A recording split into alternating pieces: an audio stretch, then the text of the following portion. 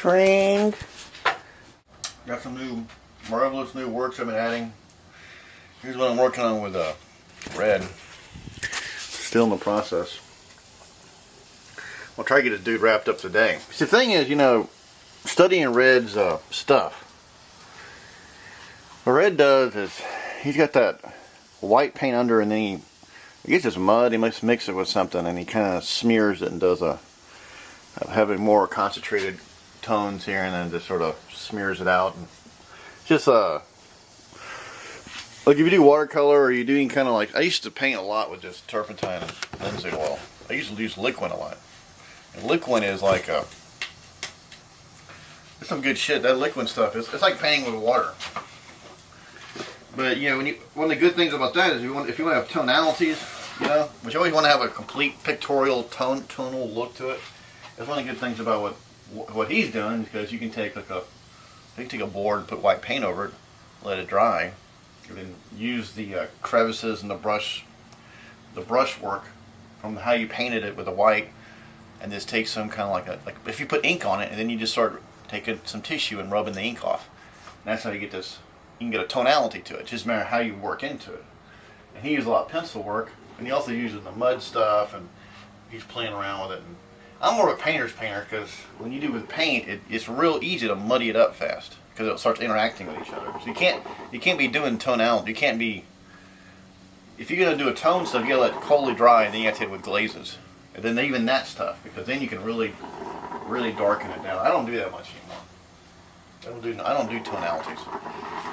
I just figured because when you do tone, I do tones, but I don't do it with tinting or underpainting.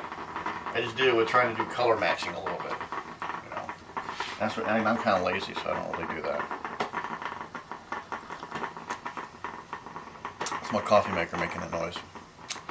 So it's Halloween. You know, Red says something about about being trained and whatnot. He has this one story. I'm gonna tell you, anyone who brings up the whole train stuff, they don't know fucking crap about the art stuff. Well, they do, but they don't. And I know just from buying art that I look for like untrained artists. You're looking for people who just don't know shit about our world. They don't care, and they're just making it off their own sort of manic whim, basically, and add their own little self-stuff. That's what the uniqueness of the untrained stuff or untrained artists is to have this unit. But the problem is that just anyone who's already throwing that term out there, I'm untrained or whatever, it's turned into a style, like outsider. So it's a deliberate act to be untrained. I used to joke about that a lot. I used to make videos about that, being untrained, you know. But what's more obnoxious is when you meet art buyers who really don't know much about art, but they want you to be untrained. And if you say you're trained, it's basically like you're trying to deliberately perform to it, and they don't want that. It seems disingenuous to them. And so I had one time, this lady came up to me at this art antique fair or whatever, at this thing, and she asked if I was trained or not.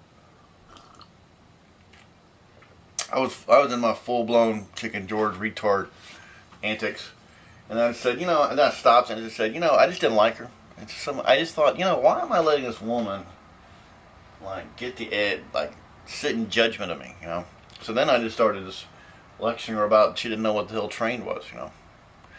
And she had a look on her face that was priceless, but you know, like I was perpetuating a fraud, and I said, well, you know, it's called Borat style humor, and you're the joke. You're the butt of the humor.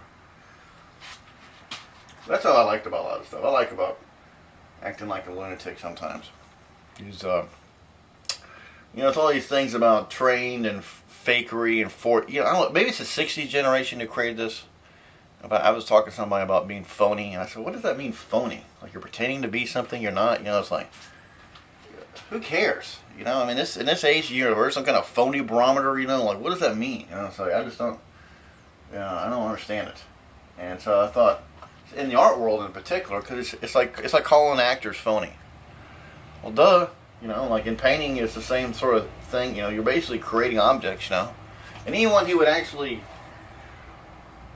sit there and lecture about phoniness, I mean, it's all the old abstract, it's all the old abstract expressionist crowds, who basically were so hard bent on being pure and making shit from their unconscious that they created this whole judgment about how to view other people's art.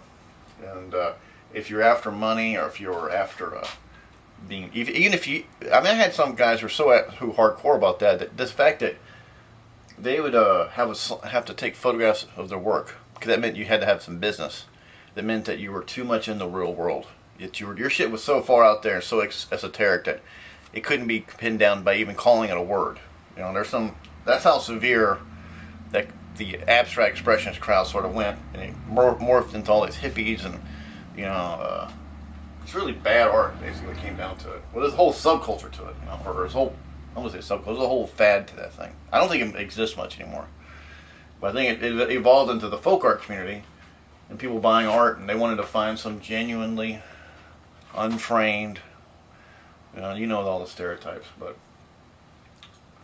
does that really exist? I don't know what the fuck. I think, the only integrity your work has is you just have to keep making it, basically. You have to keep running with it. See how many things you can spit out. I think it's the timeline. That's why I was like, it's the timeline that goes from one section to the next. That's really the real test. It ain't so much how many paintings you sold or how popular you got, but as time goes on, people see the volume of your work. Time just goes, It's like this one thing years ago. Guy was up there, was a guy named Charles Umlauf and Everett Spruce. They had this show. Everett Spruce, they were in their 90s. I think Charles Umlauf had to have been like 95. These guys were people that you read about in like old magazines. Or part of like 1930s to 50s art scene in America before abstract expressionism took over. But they were a Texas version of that, and UT in Austin. And Charles Umlauf is, he's a really known sculptor. Everett Spruce is part of the Texas regionalists, or the American regionalist type crowd. And so what was really amazing about this watching these two guys talk, well, they didn't really say much, but they were just all, they were like amazed that they didn't know, the other one even knew they were live, like hadn't seen each other, and they were greeted, and they talked about UT, and I think they were both professors there. And then, but the sad thing was that, Everett, he had to show up there, and he figured, like, fuck, I've been doing this stuff since the 40s, and he thought he was pricing his paintings for, like, something like this to go for, maybe 1,000 or two, and he was thinking tens of thousands, and he thought, man, after all this time, after all these museum shows, after all this stuff, why hasn't my prices gone up? And literally, it took him to die in order for his prices to go up. I mean, that's just sort of the way, the irony is, you have to sort of die and put a cap on your production, so then people start realizing it's rare, versus, oh, you're still alive, you're going to make some more? Jesus, so all his work, I should have taken a loan out and bought some of those things. I said, it was one of those things, those instincts of fail, should have bought some stuff. He was selling sketches from the 40s for like $200. He had a couple paintings there about the size. I should have bought one of those. I saw those fucking things listed in auction catalogs for $30,000 10 years after the fact. The exact same paintings. And he even showed the provenance from that gallery. So to me, it's like, you never know. As soon as it goes rare, what happens is always rich folks swoop in and basically buy it. Shit on eBay and abroad. I mean, everything in this freaking room here is nothing, what I'm asking for. And someone with money was, oh, what, you want $2,000 for everything in this room? Shit, that's their fucking, that's nothing to them. But then they just grab it, hold on to it, and it stays in storage forever, It's sort of the way the art world sort of functions. But yeah, the conclusion was that, when Spruce was getting all talking about his career and was amazed that nothing was like that, he was kind of going senile.